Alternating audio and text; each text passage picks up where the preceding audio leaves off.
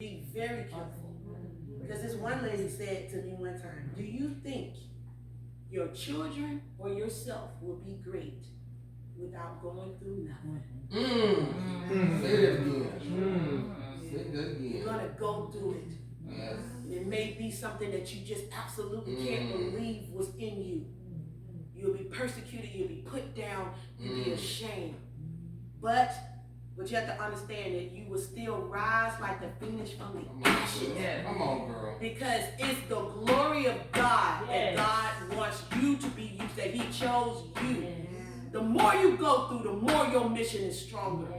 Do you understand? The people who go through the most have the greatest mission.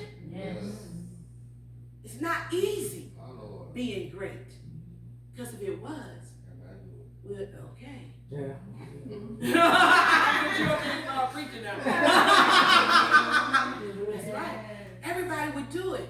Everybody said they want to be a millionaire. Everybody said they want to be this, they want to be that. But you don't want to do the work. You've got to do the work. That's right. When you don't feel like it, you got to do the work. When you're sick, you got to do the work. When nobody want to be around, you got to do the work. You got to do the work. So I got to do the work.